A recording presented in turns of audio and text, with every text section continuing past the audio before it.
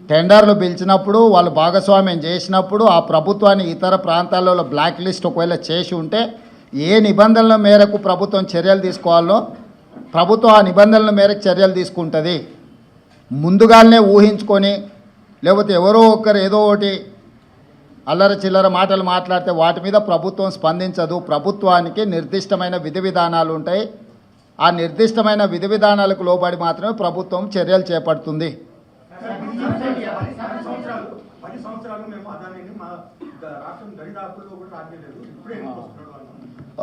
ఆ లిస్టు కాగితం ఇక్కడ తీసుకో ఎన్ని ఇటు. ఇప్పుడు నోరు తెరిస్తే అబద్ధాలు మాట్లాడడం,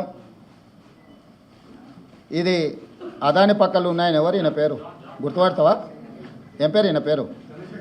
మరి ఈయన చంద్రశేఖరరావు. ఆయన వంగి వంగి నమస్కారం పెడుతున్నాయి. ఎప్పుడైనా వంగినా ఇట్లా ఇంతగా వంగినా? అదేవిధంగా ఆయన ఇచ్చిన వర్కులు కొన్ని నేను లిస్టు చదివి చెప్పిస్తా. KCR invites Adani to set up of work plants in TS. Okay, Hans India పత్రిక ఓనర్ ఉండొచ్చు కదా. Business baron Adani meets to KCR, Times of India. ఇగో ఈ బుద్ధిమంతుడు ప్రబుద్ధుడు అదాని సంఖలో దూరిండు. ఈ సిగ్గులేనోడు అదాని గురించి నా గురించి మాట్లాడతాడు. అట్లనే ఒక లిస్ట్ ఉంటుంది కదా, వేరే పేపర్ ఇంత ఉందా, 12-13 లిస్టు ఉంటుంది చూడు ఒకటి. నేను ఆ లిస్టు చదివి వినిపిస్తాను నీకు. ఎన్ని ఇచ్చిండ్రో వాళ్ళు, ఎన్ని నేషనల్ హైవేస్ ఇచ్చిర్రు, ఎన్ని డేటా సెంటర్లు ఇచ్చిండ్రు. ఒకవేళ సిద్ధంగా ఉన్నాడు ఆయన ఇచ్చిన అన్నిటి మీద విచారణకు. మళ్ళీ విచారణ ఏంగానే చూసిరా నా మీద కేసులు పెడుతురని ఒకలా ఏడుపులు ఏడుస్తుంటాడు. పెట్టూరి జైలు పోతానే ఆయన్నే అంటాడు. ఎప్పుడెప్పుడు జైలు పోదామా, జైల్లో పోయి ఉందామా అని ఆయన ఏమనుకుంటున్నట్టు. నిన్న పేపర్లో చూసిన జైలుకు పోయిన వాళ్ళు అందరూ అయిందనా? ఆ లెక్కన ముందుగాల వాళ్ళ చెల్లెలు పోయింది. మరి ఆల్రెడీ వాళ్ళ చెల్లెలు జైలుకు పోయి వచ్చింది. అట్లా కూడా ఈయనకు అవకాశం లేదు కదా. ఆ ఛాన్స్ ఒకవేళ తీసుకుంటే కేసీఆర్ ఫ్యామిలీలా ఆల్రెడీ వాళ్ళ చెల్లెలు జైలుకు పోయి వచ్చింది. ఆ ఛాన్స్ ఆల్రెడీ వాళ్ళ చెల్లెలు కొట్టేసింది. ఆ ఫ్యామిలీలో ఉన్న పోటీని తట్టుకోలేక. కాబట్టి ఇట్లాంటి చిల్లర ఆలోచనలు మానాలి. 10 ఏళ్ళు మంత్రి చేసినోడు, అమెరికాలో చదువుకొచ్చినోడు, కొంచెమన్నా జ్ఞానంతో కొంచెమన్నా ఆలోచన విజ్డమ్ వాడాలి కదా. ఆ విజ్డమ్ వాడకుండా అన్ని చిల్లర మాటలు మాట్లాడుకుంటా Adani Elbit Systems defence unit at Mamidipalli operational BRS టైంలో ఇచ్చిండ్రు. అదేవిధంగా missile cell manufacturing unit at Mamidipalli under construction BRS ఇచ్చింది.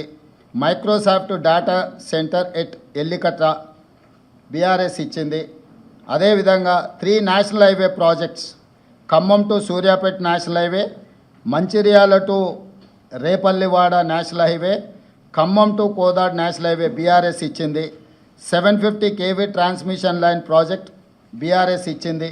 ఇన్ని ప్రాజెక్టులు బీఆర్ఎస్ ఇచ్చి ఈరోజు same counter drone manufacturing unit at Mamidipalli BRS ఇచ్చింది. ఇన్ని ప్రాజెక్టులు బీఆర్ఎస్ అదానికి ఇచ్చి అదానితో అంటగాగి అదాని దగ్గర కమిషన్లు మెక్కి నేను చేసిన ప్రయత్నం అదాని సిఎస్ఆర్ ఫండ్స్ నుంచి తెలంగాణ నిరుద్యోగ యువకుల కోసం వాళ్ళ భవిష్యత్తును నిర్మించడం కోసం ఆలోచన చేసి యంగ్ ఇండియా స్కిల్స్ యూనివర్సిటీకి లక్షలాది తెలంగాణ నిరుద్యోగ యువకులకు ప్రయోజనం చేకూర్చే విధంగా సిఎస్ఆర్ ఫండ్స్ కింద 100 కోట్లు తీసుకొస్తే అది రాష్ట్రానికి ప్రయోజనం.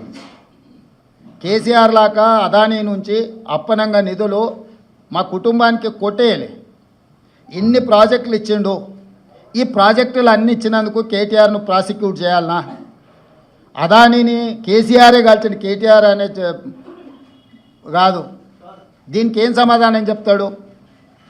సో ఏది పడితే అది మాట్లాడితే చెల్లుద్ది. ఎన్ని చిల్లర మాటలైనా మాట్లాడతాం. మాకు అధికారం కోల్పోతే మేము సహనం కోల్పోయినామని 2023లో అధికారం కోల్పోయారు. 2024 జూన్లో డిపాజిట్లు కోల్పోయారు. ఇప్పుడు మెదడు కూడా కోల్పోయారు టీఆర్ఎస్ వాళ్ళు. సో మెదడు కోల్పోయిన మాటలు మాట్లాడితే దానికి ఇంకా మనం ఏం సమాధానం చెప్తాం? రాహుల్, నువ్వు నువ్వన్నా చెప్పాలి కదా కొంచెం అప్పుడప్పుడు.